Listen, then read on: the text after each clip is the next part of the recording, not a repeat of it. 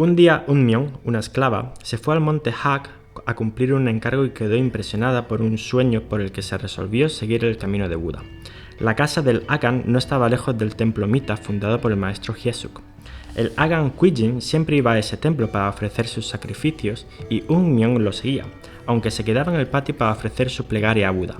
Así lo hizo durante 9 años hasta que el día 21 del primer mes del año Ulmi, Unmyeon, que estaba venerando a Buda, de repente se elevó hacia el techo abriendo un hueco en las vigas transversales para aprender su partida y llegó a la montaña Sobek, donde se le cayó una de sus sandalias de paja.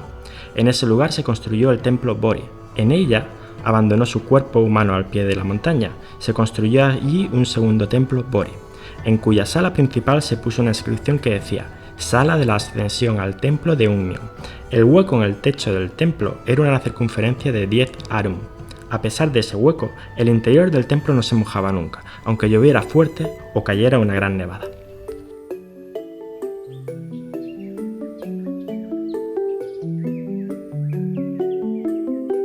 Libros para comprender, un podcast de la Unión de Editoriales Universitarias Españolas, realizado en la librería del BOE.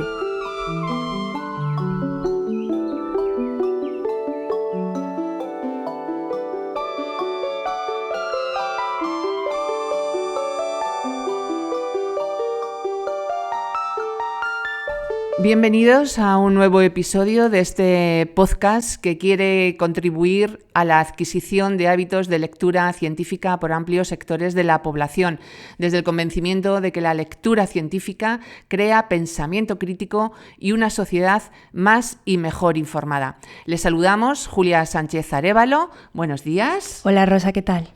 ¿Y quién les habla? Rosa de Bustos. Hoy les invitamos a viajar al origen de la sociedad coreana a través del libro Samguk Yusa, Memorias de los Tres Reinos, atribuido al monje budista Ileón y redactado a finales del siglo XIII.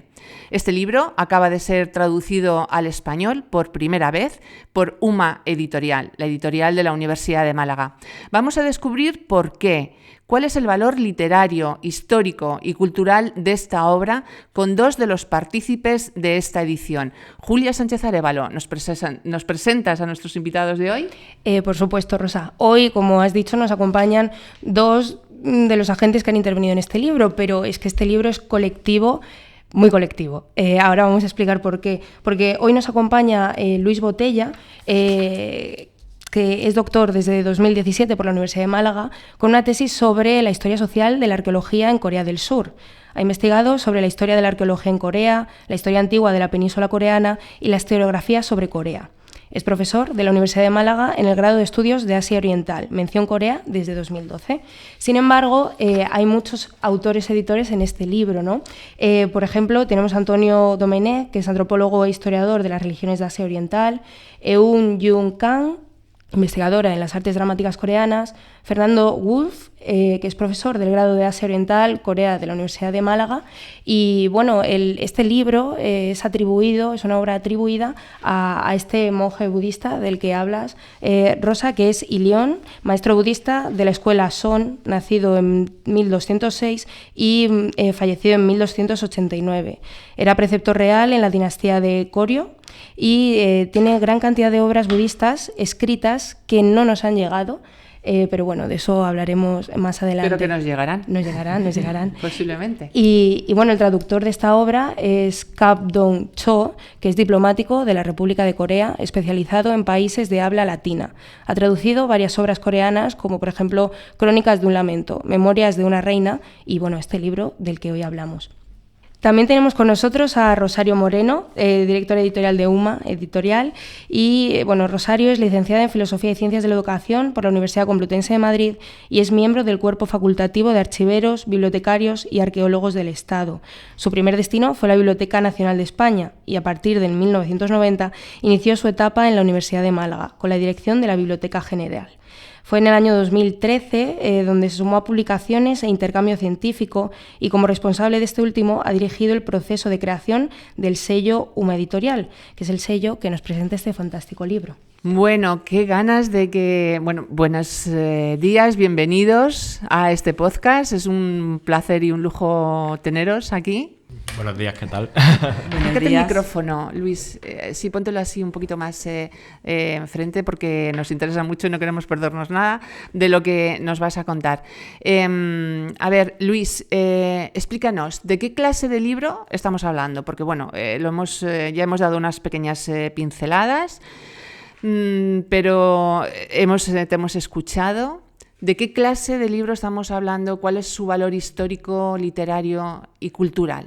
Estamos hablando de la traducción de una obra literaria fundamental en la tradición coreana. Es un manuscrito del siglo XIII que nos ha llegado en distintas ediciones. La que estamos trabajando es una edición del siglo XVI y en tanto que cuenta o recopila, mejor dicho, historias del periodo de los Tres Reinos, un periodo histórico en la historia de la península coreana que abarca en torno al siglo I a.C. tradicionalmente hasta el siglo X, recopila hechos históricos, pero también leyendas y narraciones de este momento. Lo interesante es que compila dentro de este libro la tradición poética más antigua de la época, compila datos históricos de primer orden, pero también es una ventana a toda la forma de pensar, de vivir la religiosidad que existía en la península hasta el siglo XII, aunque el libro en sí es del siglo XIII y por tanto todo queda un poco mezclado. Es una obra fundamental y una ventana a un mundo apasionante e interesante en la historia del noreste asiático. Háblanos un poco del autor. El autor es una de esas cosas que para un historiador resulta muy interesante. Como comentaba antes del podcast, este libro está atribuido a Ildeon. Ildeon es un monje del siglo XIII en donde la estela funeraria nos da un listado de todas sus obras, pero en ella no se encuentra el Samguk-yusa. Sin embargo, en uno de los libros, de los fascículos del libro, se dice que efectivamente está escrito por la mano de Ildeon. De ahí que tradicionalmente en la investigación académica se considere que Ildeon es el autor.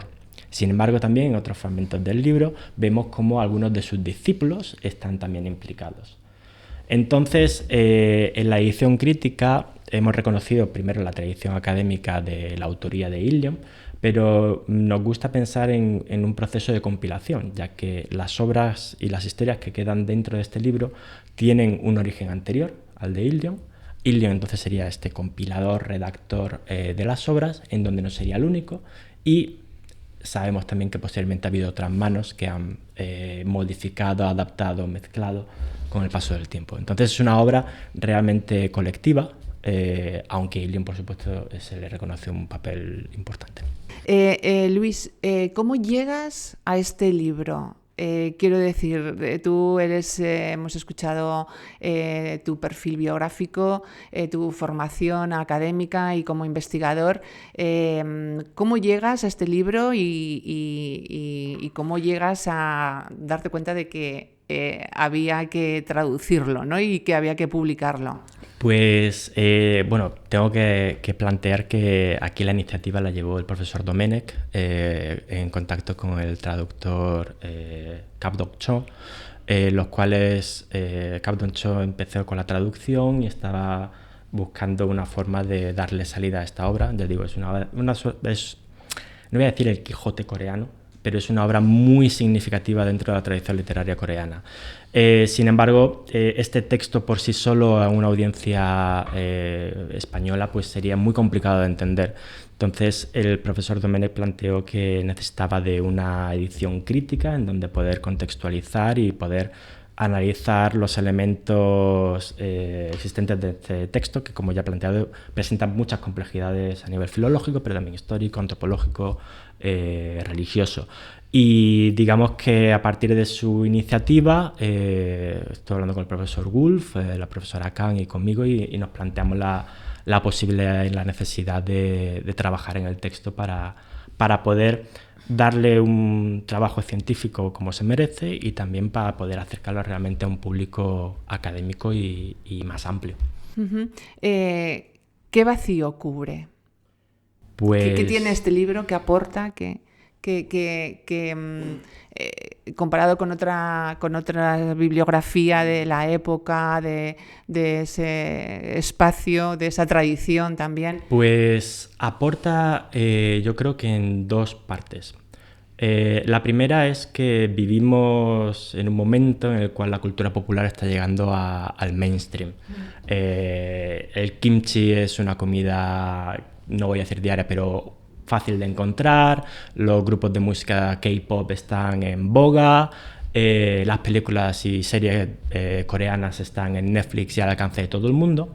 Pero esto es una parte de la cultura coreana, la más contemporánea y la más actual, y se nos puede olvidar al público en que esta tradición bebe de elementos mucho más antiguos.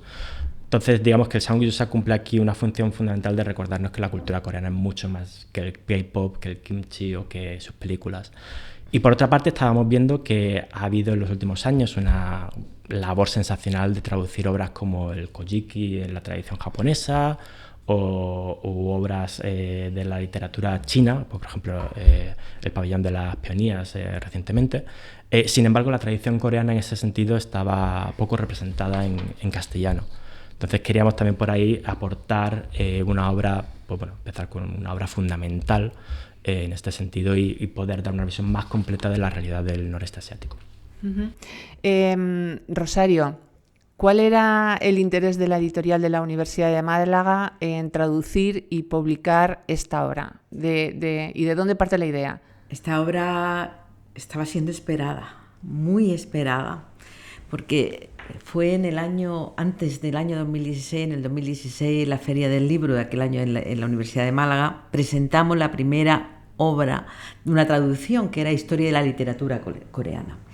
En este caso, esta historia de la literatura coreana vimos que tenía una atracción en el sentido que dice Luis, es que aquí se unen dos cosas con Corea.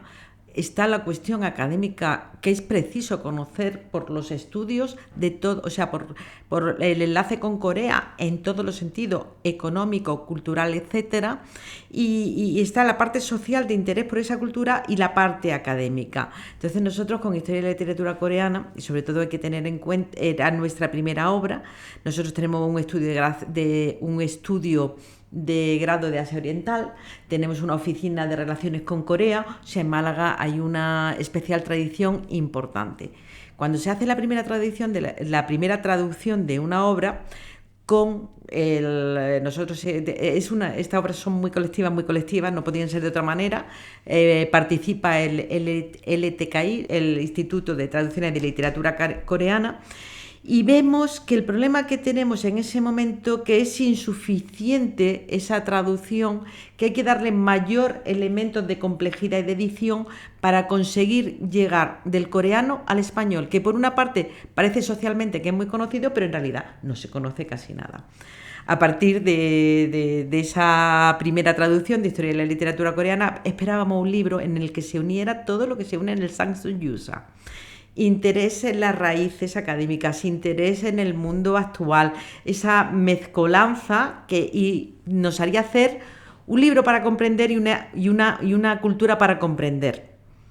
Porque con lo coreano, cuando me preguntéis con la colección, porque este libro inaugura colección, queríamos inaugurar colección con un libro muy significativo, hay un problema, la literatura coreana se conoce a través de la literatura inglesa.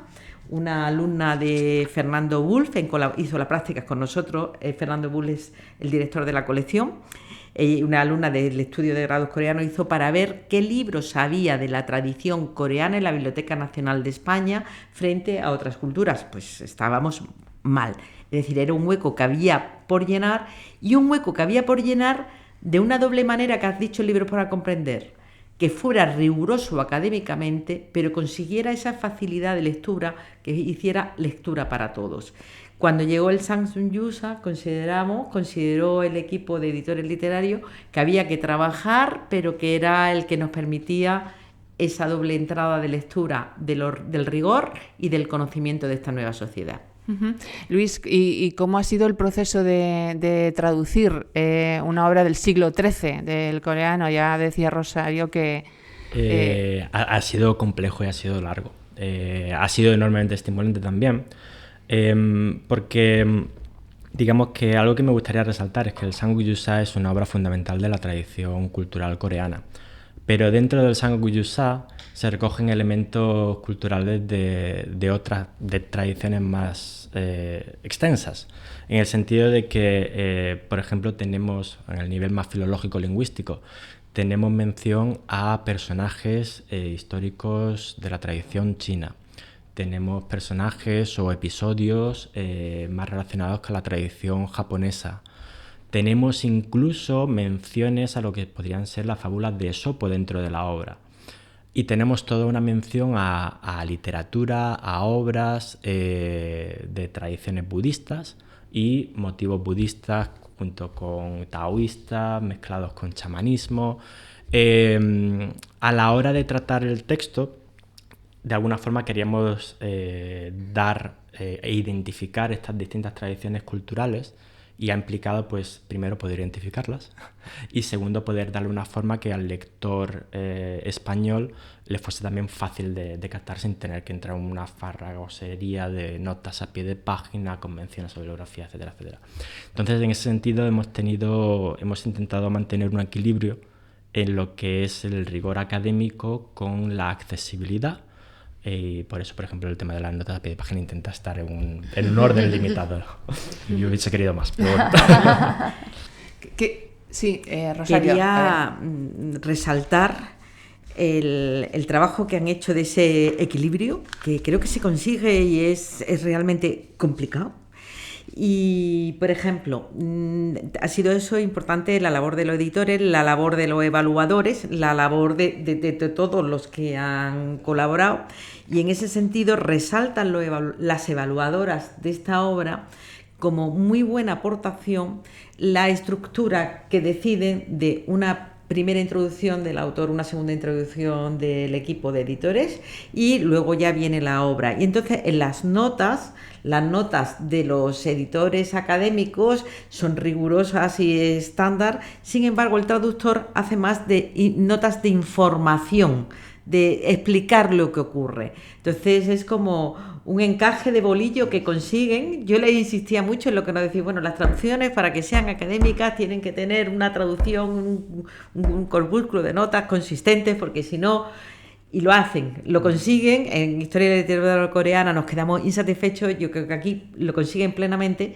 y consiguen leer el libro mágico de historias increíbles con todas las referencias y los matices de que viene de otra literatura, etcétera, de jugar, o sea, en lo popular y en lo científico en todos los niveles hasta en la edición. ¿Cómo se consigue? Quiero decir, porque no hay una plantilla o no hay unos pasos a seguir de si hacemos esto y esto, vamos a conseguir ese equilibrio. Es decir, ¿cómo es ensayo y error o la idea está clara en la cabeza y luego se van buscando elementos y se va ajustando? ¿Cómo se consigue? Pero ahí Luis me puede corregir, por favor, Luis, corrígeme. Primero nos viene un manuscrito, claro, el manuscrito original viene del coreano.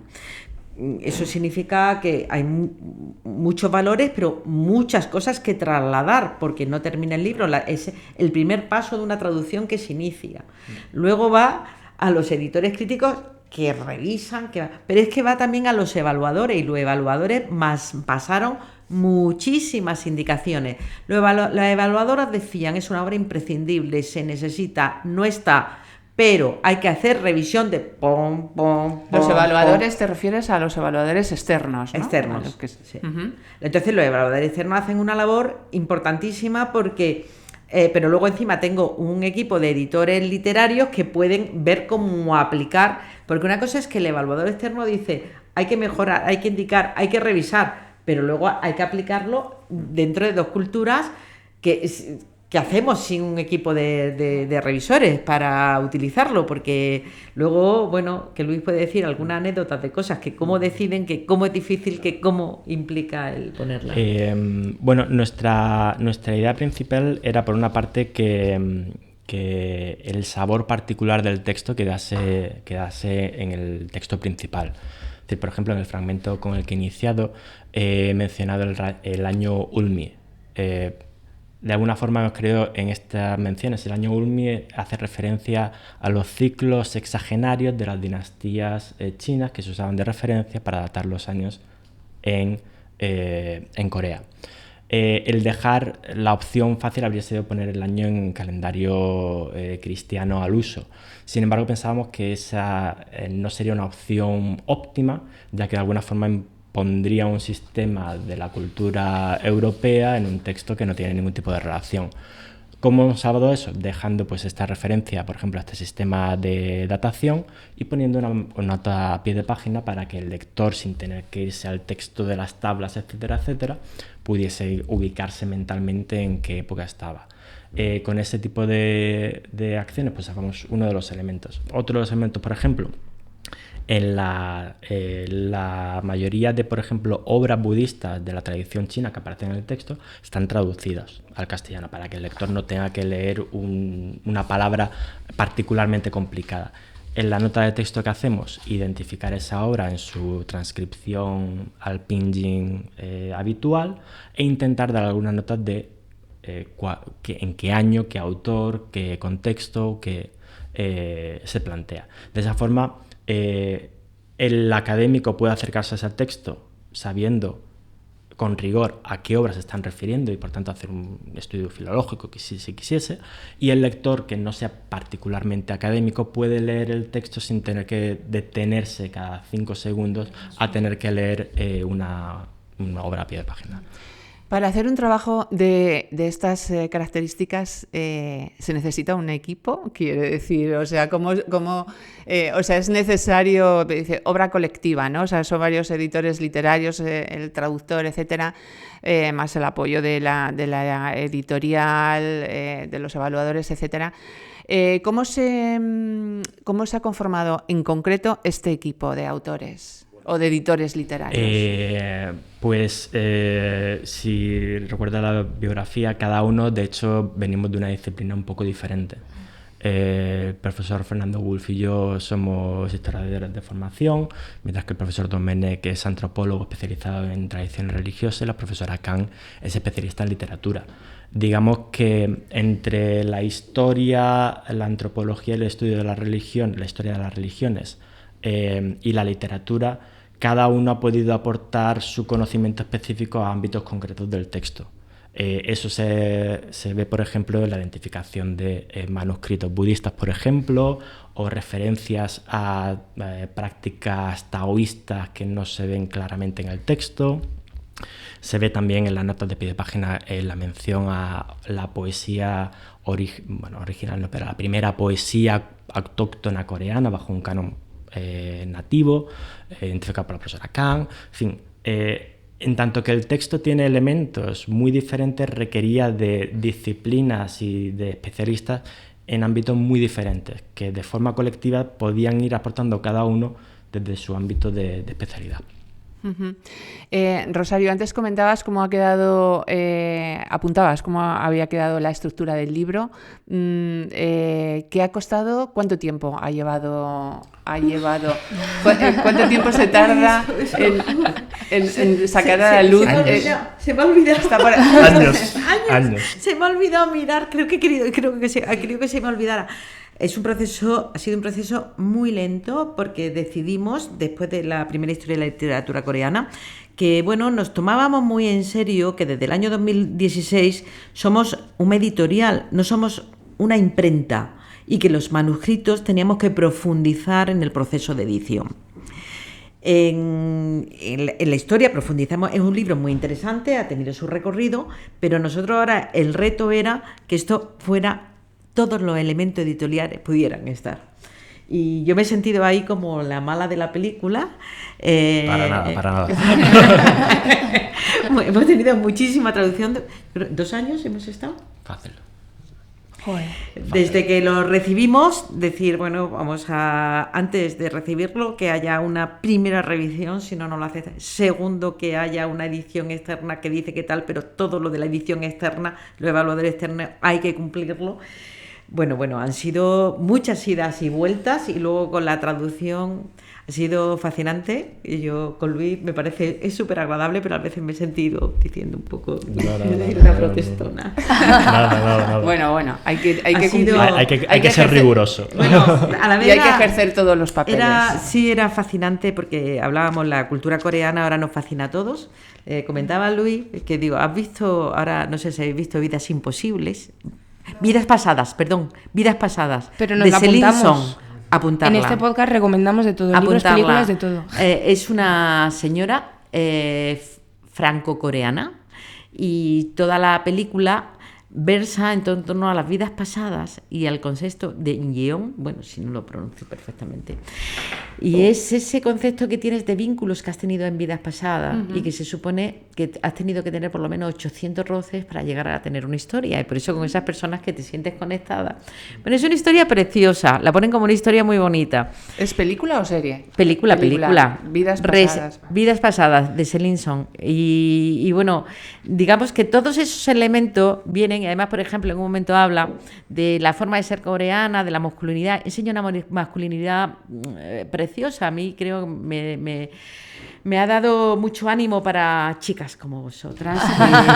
Hay otros tipos de ser hombre y tal, pero dice, bueno, es una masculinidad muy coreana.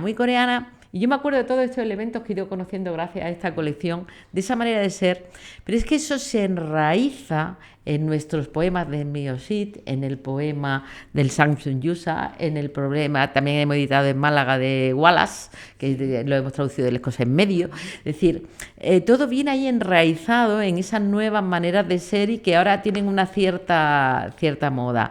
Entonces es emocionante traducir de verdad esos elementos que están en la raíz de esa manera de ser y que ahora llegan, ir a los orígenes. Pero eso tiene muchísimo trabajo de que nos los traduzcan. Yo sería incapaz de comprenderlo, pero es como las cosas buenas las reconocemos cuando están, aunque no las conozcamos.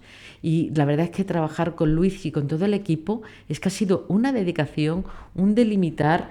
Y bueno, hemos tenido coreanos, españoles, historiadores, literatos, o sea, un equipo súper completo y 2 años de trabajo, de ida y de vuelta, de recibir evaluaciones, de decir hasta aquí y sí, es bonito. Estoy segura de que... Perdona, Luis, ¿qué ibas a decir? Y de una editora que nos ha mantenido siempre en el rumbo correcto todo el tiempo, también hay que decirlo. Estoy segura de que toda esa energía ha quedado aquí en esta obra que tenemos aquí encima de la mesa y que eso será percibido también por los lectores.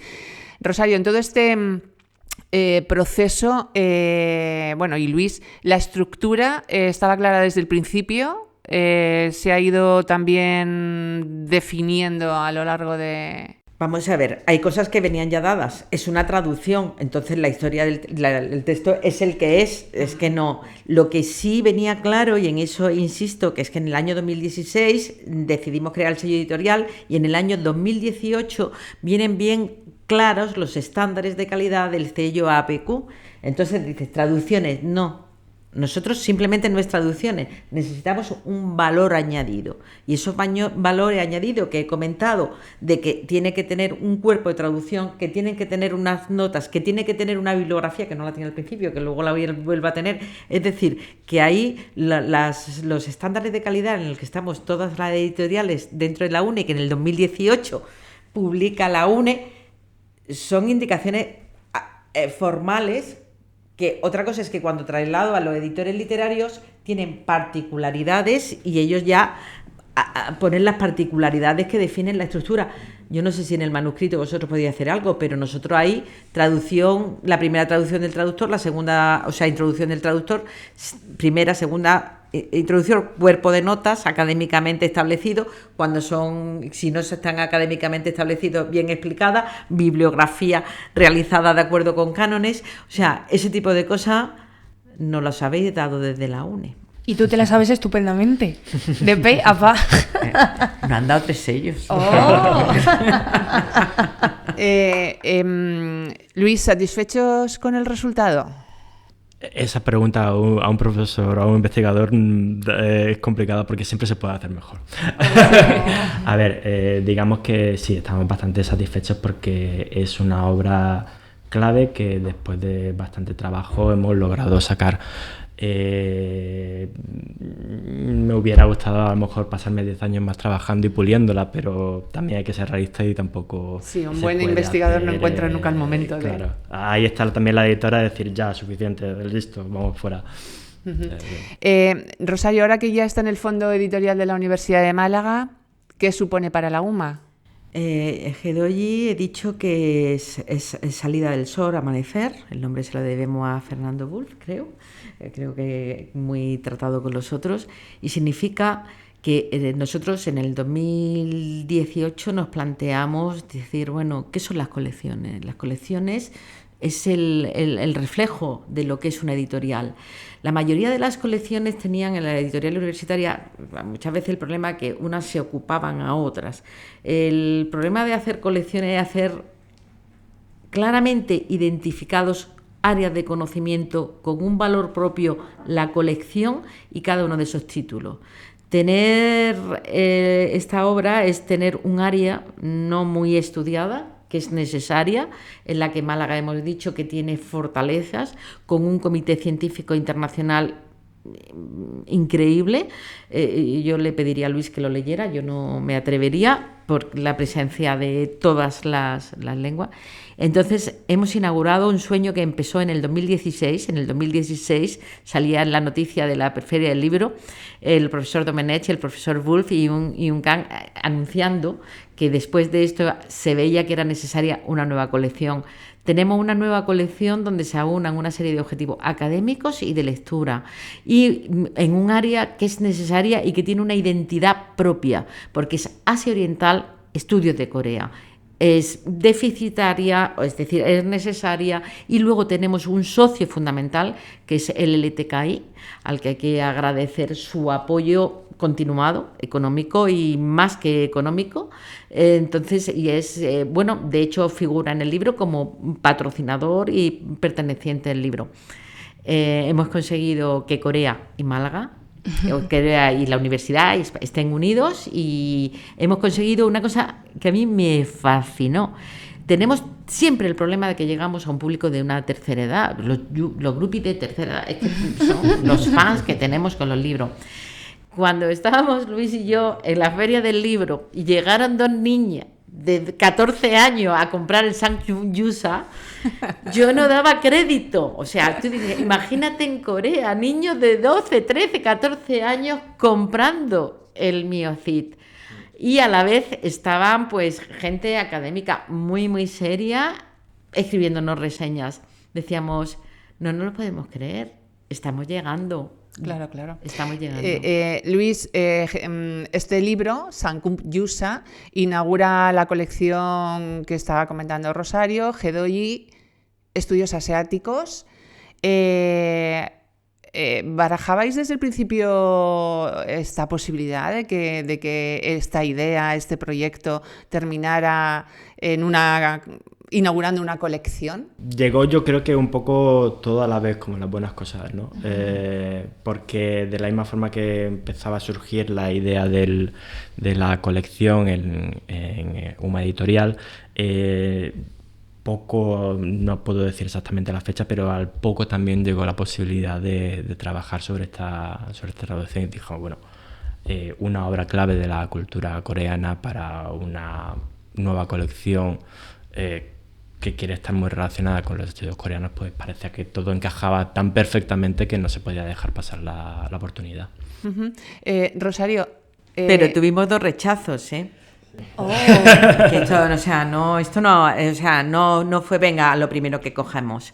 Nos llegaron también una obra de una monografía de investigación, pero se decidió que no era suficientemente rigurosa, porque eso, hay que tener cuidado con términos de moda, como budismo, se pueden usar desde la moda, y nosotros hablamos desde el rigor, aunque sea abierto, y otro también que era una traducción que tampoco considerábamos que se daba, bueno, lo decidió el comité científico, yo simplemente trasladaba y el comité decidía.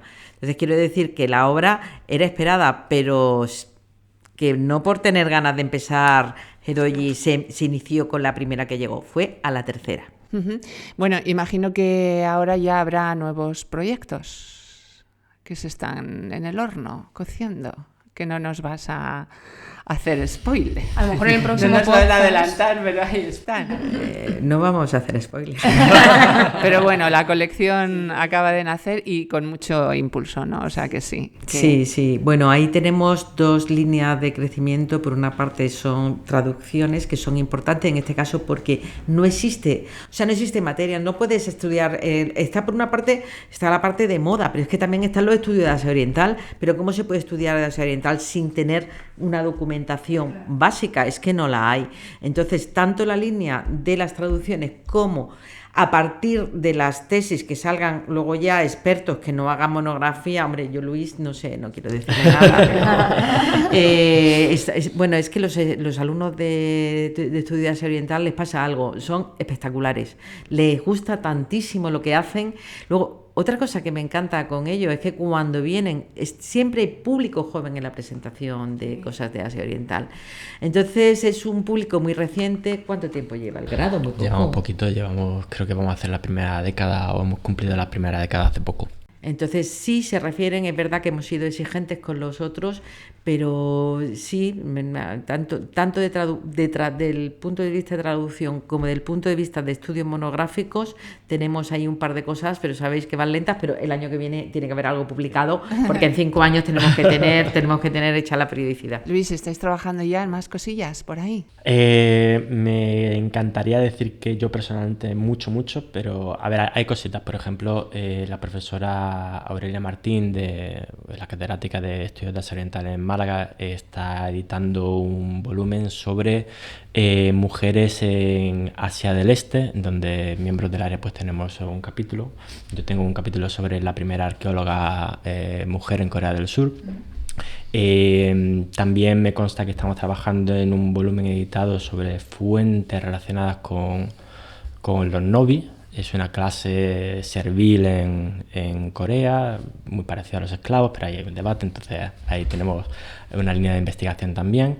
Y si no me equivoco, también estamos trabajando en temas de traducción con los estudiantes.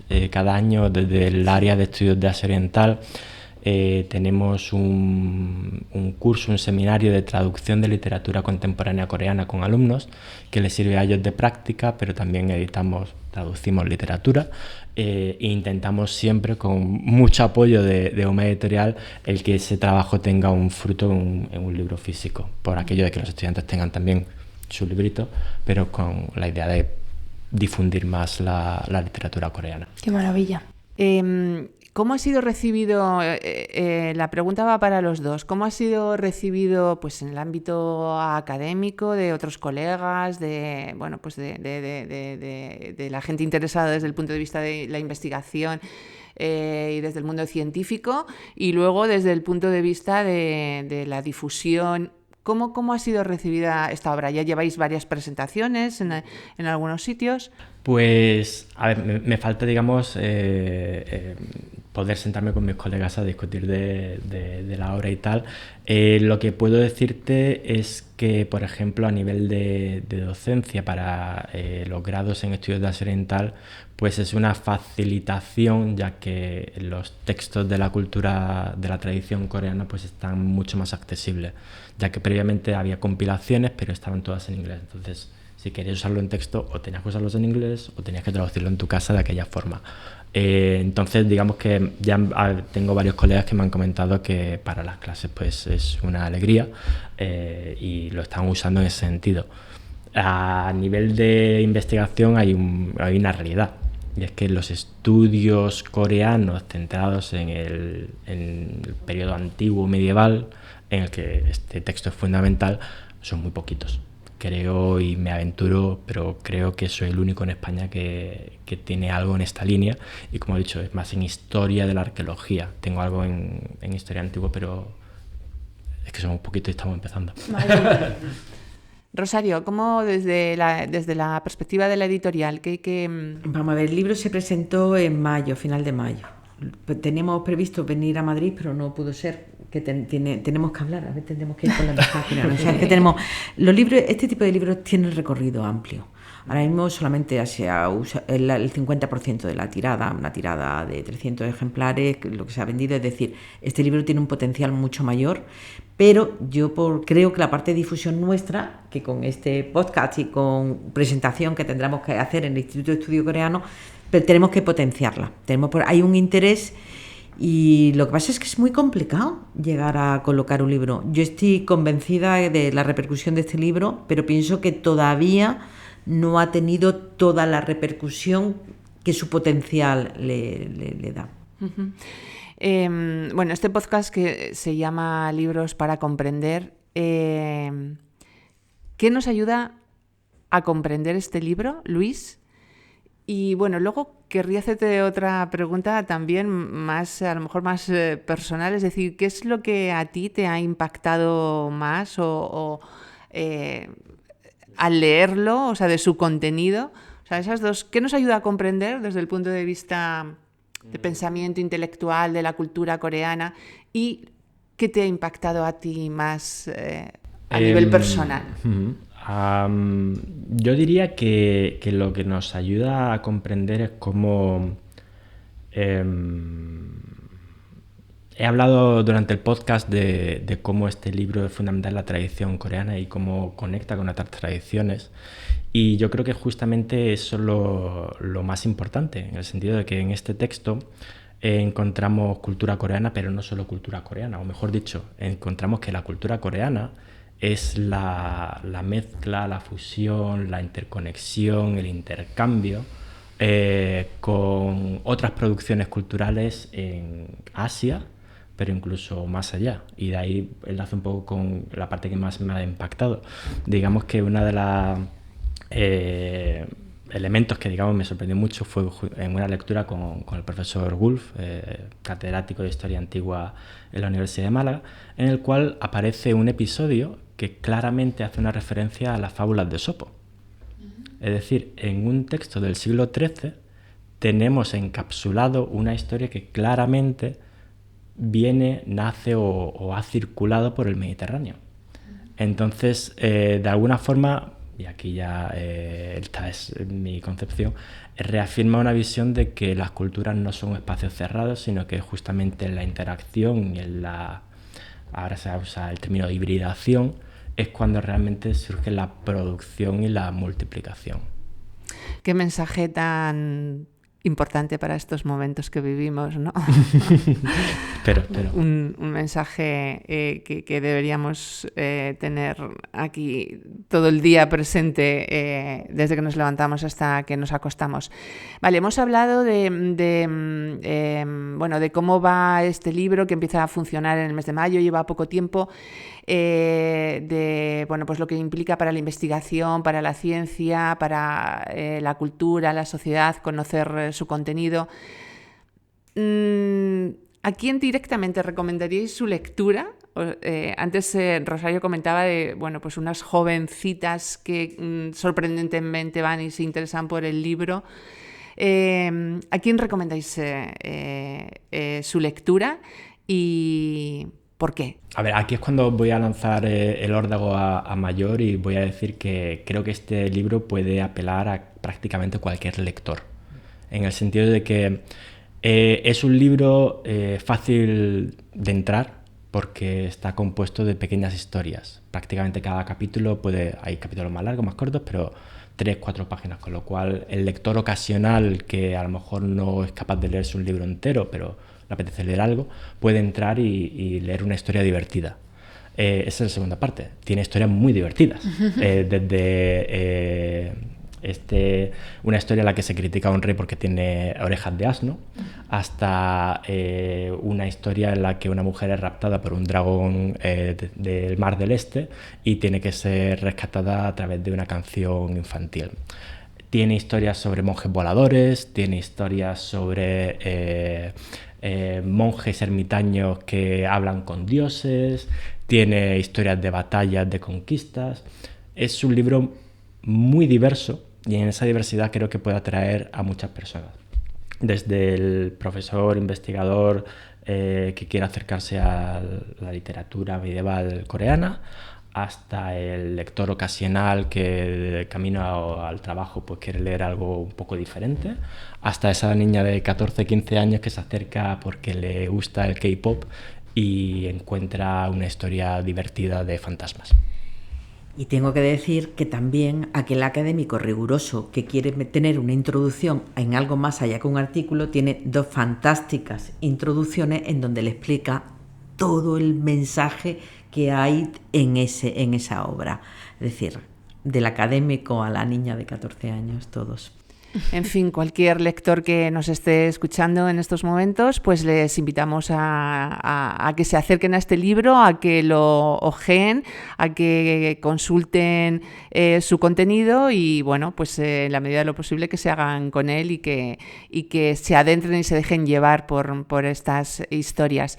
Julia, es tu turno. Bueno, con todo este repaso que hemos hecho del libro, yo creo que ahora tenemos muchas más ganas de que Luis nos conteste a nuestro cuestionario Conciencia, que recordamos que son pequeñas frases, pequeñas preguntas para que el autor pueda responder y conocerle no solo por el libro, en este caso, sino por todo lo que lo rodea.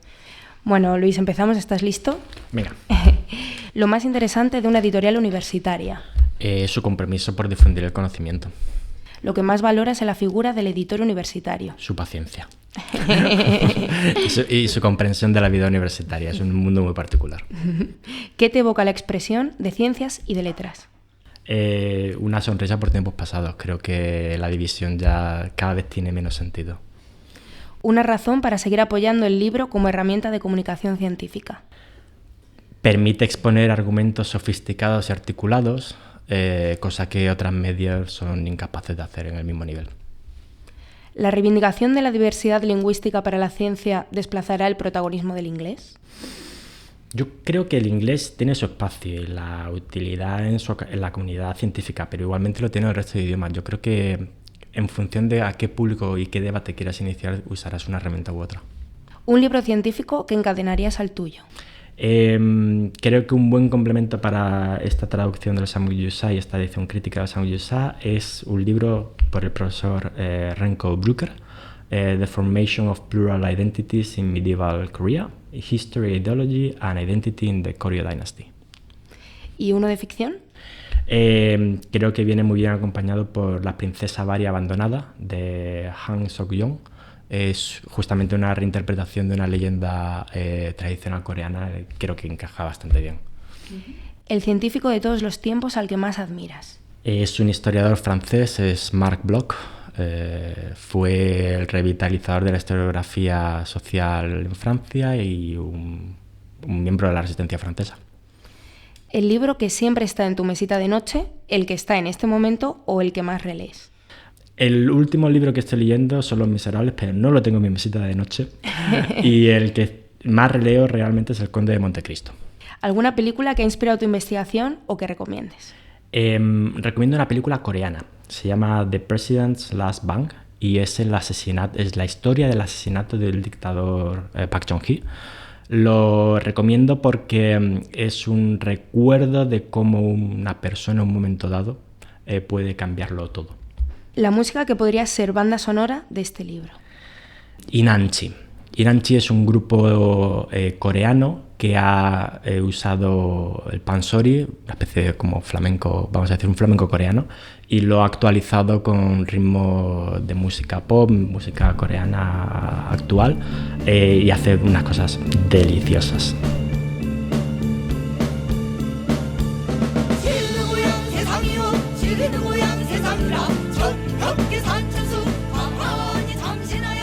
Bueno, pues estamos llegando al final y me da muchísima pena porque seguiría hablando con Rosario y con Luis. Muchísimas gracias por desplazaros hasta este podcast. Ha sido un placer teneros con nosotros y escucharos. Os deseamos mucha suerte en la difusión, en la distribución del libro y en el éxito, y ojalá ayude también a acercar, ¿no?, a las dos culturas, a la nuestra con la suya. Ha sido un placer, gracias. Gracias por compartir Samguk Yusa, Memoria de los Tres Reinos coreanos, y desplazaros hasta aquí, hasta este podcast, como decía. Recuerden que pueden encontrar este libro y todos los que aquí comentamos en la plataforma del libro universitario español y en español Unebook, www.unebook.es. Les esperamos, Julia Sánchez Arévalo y Rosa de Bustos. Muchas gracias, Hasta Rosa. el próximo. Muchas gracias. Muchas gracias a vosotros. Libros para comprender, un podcast de la Unión de Editoriales Universitarias Españolas, realizado en la librería del BOE.